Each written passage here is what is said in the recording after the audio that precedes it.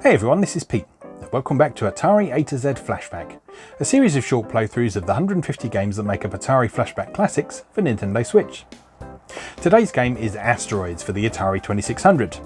Now Asteroids, as we've already seen on this series, was originally released as a vector graphics arcade title in 1979, and it was ported to Atari 2600 and Atari 8-bit computers in 1981. The Atari 2600 version was noteworthy for a couple of reasons, the main one being that it was the first game to incorporate a technique called bank switching. This basically allowed the 2600 to take advantage of additional ROM space. So Asteroids was the first game to use an 8K cartridge instead of a 4K cartridge. I know, it seems ridiculous these days, doesn't it? But yeah, 8K instead of 4K, it was twice the size of any other game at the time. The 2600 port of Asteroids was developed by a guy called Brad Stewart, who had worked on numerous ports for Atari, including Breakout.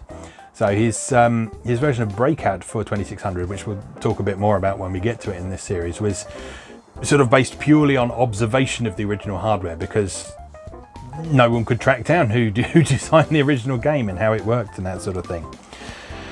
Stewart then subsequently joined iMagic in 1981.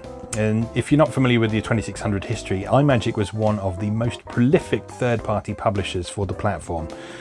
And to Stewart's benefit, it provided him the opportunity to be a bit more creative. So rather than churning out ports and stuff like that, he could flex his creative muscles a bit more by putting out some original titles. And so some of his games from iMagic, he did things like Firefighter is one of his more well-known ones and that sort of thing. But yeah, he did a pretty solid job on Asteroids for the 2600, so let's go play Asteroids. Okay, here we are once again with Atari Flashback Classics, and today we are looking at Asteroids again. So this is the 2600 version we'll be looking at today. Next time we'll look at the Atari 5200, and then I think we're done with Asteroids, finally, after 4 different versions of it. So, let's have a look at the documentation first of all. So this version of Asteroids promises 66 different video games. In fact, it's 33 different modes, and then 33 more different modes for 2 players. So here's a summary of what all the different things are. So each mode is either slow or fast. You get an extra life at 5,000, 10,000 or 20,000 points. And pulling back on the joystick will either trigger hyperspace, trigger your shields, flip your ship around, or do nothing. So, yeah, let's delve into a bit more detail. Cosmic Space Patrol. On a quiet, serene evening, the Cosmic Space Patrol sets out for the usual night cruise through the boulevards of space. This beat was always the same, calm, no action and no excitement. For some reason, this night feels different. Shortly before 0200 hours, some form of intergalactic material is sighted through the visual particle counter. The material is too large a mass to measure. It's drifting closer. Look out! It's a giant asteroid boulder and it's headed straight for the cosmic spacecraft. The only chance for survival is to dodge the boulder or destroy it. Destroying it doesn't mean just vaking it up, it means vaporizing it. Small asteroid boulders are equally as fatal as large ones. Phew! The boulder just missed colliding with the cosmic spacecraft, but suddenly the Cosmic Space Patrol find themselves surrounded by thousands of the deadly asteroids. The Cosmic Space Patrol must act quickly to save their spacecraft and spare their lives. The spacecraft is equipped with photon torpedoes, hyperspace shields, and flip control. The Cosmic Space Patrol is highly trained to handle this situation. Could you do as good a job as the Cosmic Space Patrol? How would you protect yourself if you were caught in a deadly asteroid belt? This is your big chance to fly through the dimensions of space and fend against asteroid boulders. The longer you survive, the more space hazards you'll encounter. Can I say Cosmic Space Patrol one more time? This was 30 years before search engine optimization, and they've got it nailed, haven't they? Right. So, you probably know how to play Asteroids. You fly a ship and you shoot asteroids. So, let's have a look at any bits of information that might be relevant. So here we are. Includes 66 game variations for 1 or 2 players. Fast and slow is the speed that the asteroids travel. Lives is a feature which allows you to earn extra spaceships. And depending on the game variation you choose, you may be able to save your spaceship from destruction by using one of the game features of Asteroids. So you can use hyperspace, which makes you disappear and reappear somewhere else on the screen. Shields allows you to just protect yourself for 2 seconds at a time. And flip allows you to turn through 180 degrees. Games 23 and 66 are easy versions for young children. So those feature slow asteroids, hyperspace, and an extra ship worth 5,000 points. So they say it's for children, but it's also for people who aren't very good at video games. Right, so we've got some handy hints here. After playing Asteroids several times, you'll discover which techniques work best for you. Here are some that the space cadets at Atari found most helpful. When the screen becomes clear of asteroids just before a new group of large asteroids appears, try to avoid placing your spaceship close to the right or left side of the screen. New asteroids almost always begin from these edges. It's often helpful to remain in the centre of the screen throughout the game, aiming your spaceship right and left in a circular motion. Okay, I think that's probably enough of that. Let's jump in and have a look. So, now I just need to check if those asteroids are actually going to show up on the screen, because they are flickering on my screen, but I'm aware that the video capture I use is only at 30 frames a second, and indeed I can't see them. So I'm afraid, in the name of actually being able to successfully video capture this, I'm going to have to provide a slightly inauthentic experience by going into the settings here and turning off the flicker. I think that's right. Let's have a look. Let's just make sure that works. Let me just check that for you. And yes, we can now see asteroids. So, if you are running this on a proper display, then yeah, these asteroids will be sort of flickering very quickly. I'm not entirely sure why they do that. I think it might just be hardware limitation.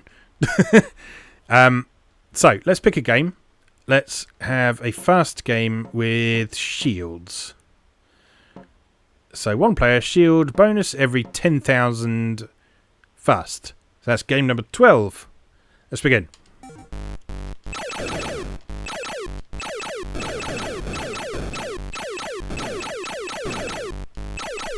So, this... Oh dear. I should actually remember to use the shield, shouldn't I?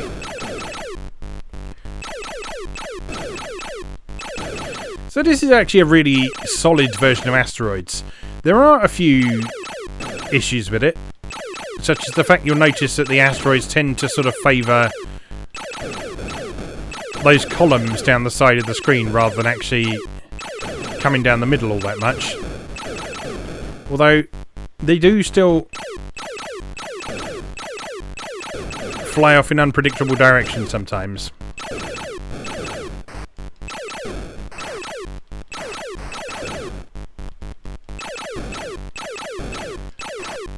There we go. And there is a slight bit of wraparound on your shots as well. It's not all the way around the screen.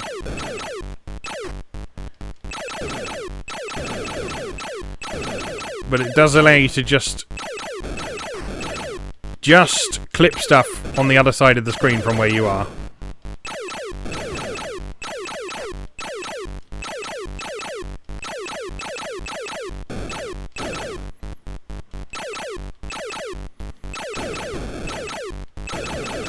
I really like these big chunky numbers that these early 2600 games use. It's sort of the days before they discovered fonts.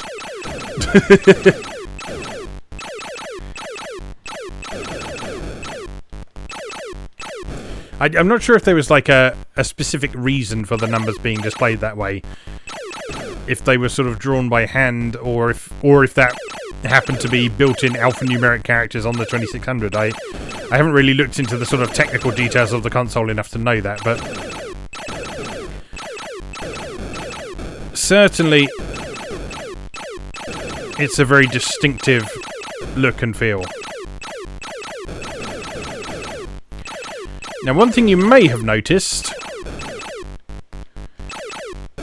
is that we have not encountered any sort of flying saucer or UFO. I think it is in this version.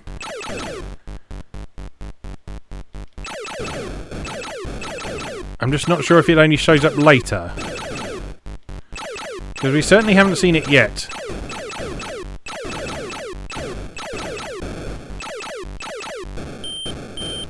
Extra life!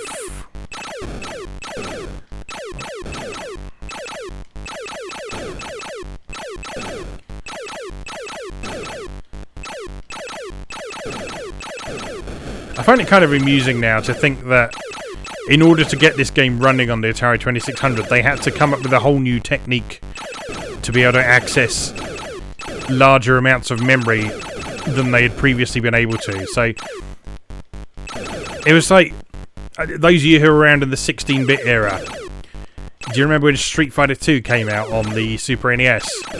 And everyone was gobsmacked that it was a 16 megabit cartridge. Yeah, well, Asteroids was an 8K cartridge for the first time. The previous Atari 2600 ones had been 4K.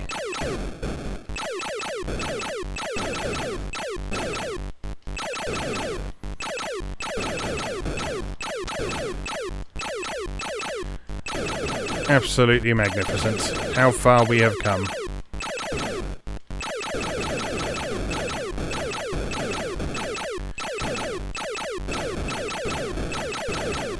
Yeah, I think my one slight issue with this version of Asteroids is that it's just a bit easy. I mean, I know I've died a whole bunch of times, but this is the fast mode, so in theory, the more difficult variant. And it's still pretty straightforward to defend yourself. Whoops. Unless you forget to put your shields up.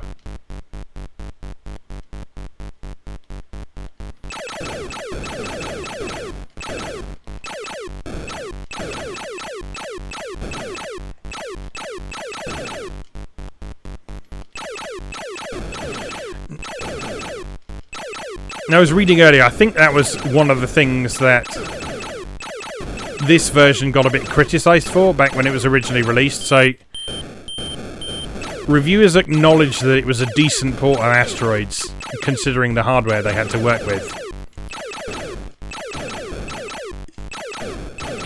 But they also said that there sort of wasn't really enough here compared to a lot of other games out there. I mean 66 game variation sounds great, doesn't it? But, you know, they're all the same.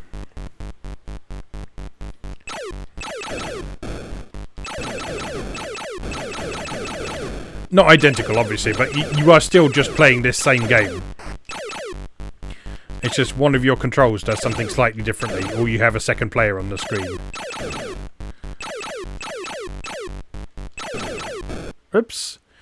Alright, so that was one player shield bonus every 10,000 fast. Let's have a go at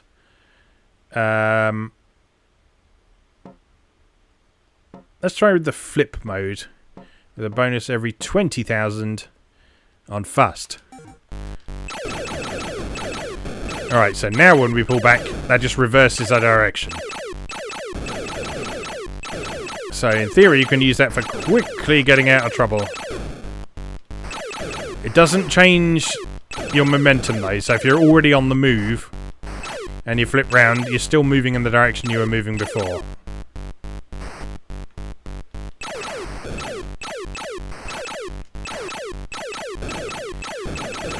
So in this mode, because we don't have the shields to play with, we've got to be a bit more careful about positioning.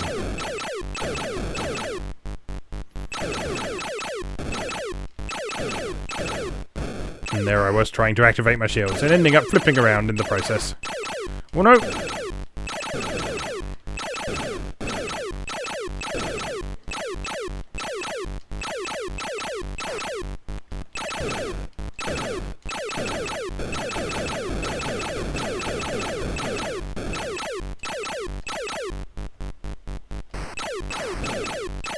Starting to get a little bit hairy here. Actually, yeah, taking the shields out of the equation has made this a bit more challenging.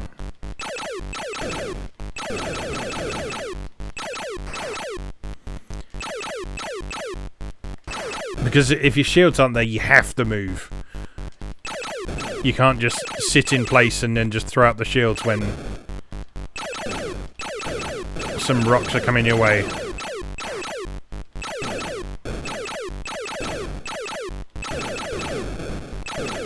Oh no!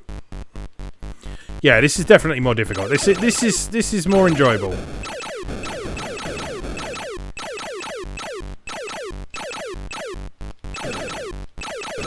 Purely because there's a bit more challenge to it. It makes the game feel a bit riskier. And it makes it feel more rewarding as a result.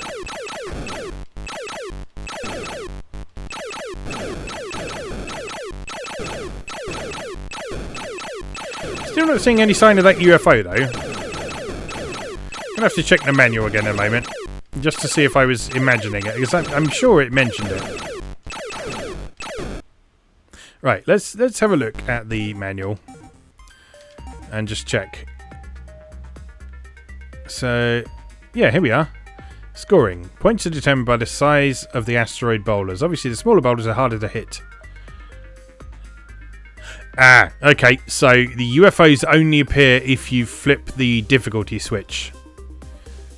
So, let's do that. Alright, let's go back and play. You know what? Reset. Let's play with hyperspace mode. Bonus every 20,000 fast, and we'll flip the left difficulty switch up. And that should mean that now, every so often, we have to deal with the satellites and UFOs.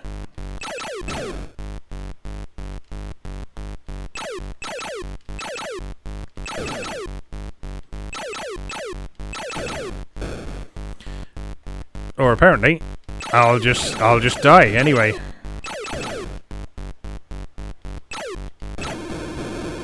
There we are. They're worth 1,000 points.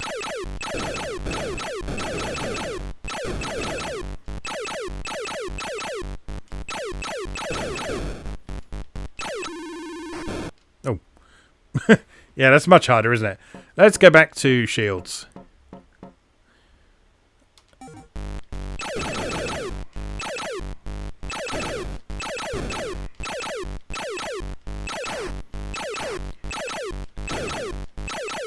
It's quite interesting how just a tiny little change like that to mechanics can so drastically affect the difficulty.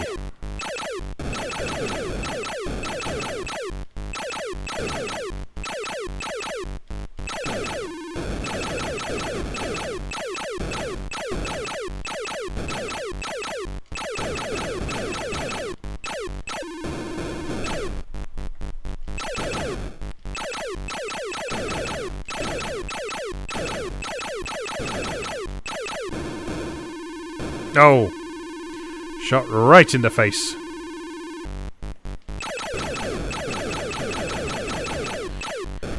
I do enjoy the fact that the manual specifically recommends... Gonna sneeze.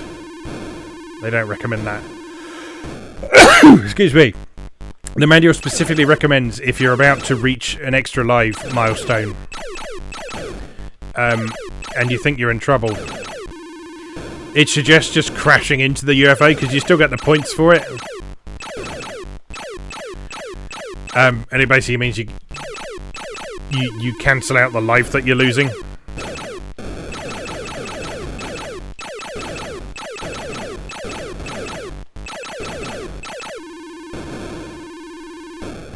Lovely stuff.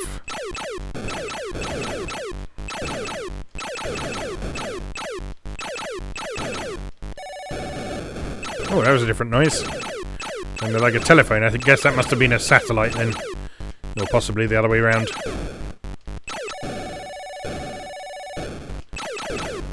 It's just a different colour UFO.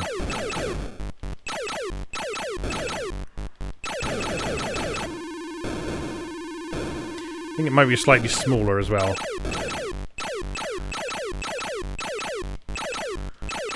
Come here.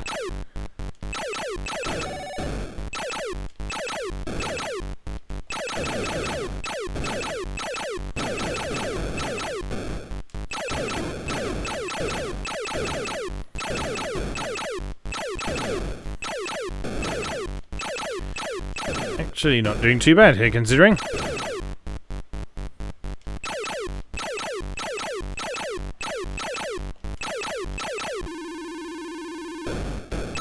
I am feeling that shield mode is basically easy mode on this though.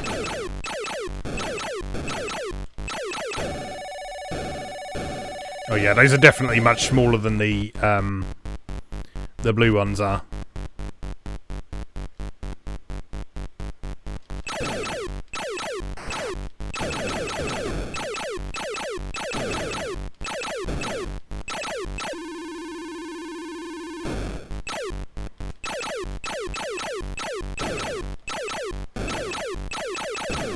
Oh no! That's that. I think that's quite enough of that for now. So that is Asteroids for the 2600. A competent enough arcade conversion. Not the best version of Asteroids out there, especially considering how easily you can emulate the arcade version now. Indeed, on this very collection you can do that. But back in the day, it was decent enough, just maybe not worth paying sort of $50 for or whatever. But anyway, that was Asteroids for Atari 2600. As always, thank you very much for watching, and I'll see you again next time.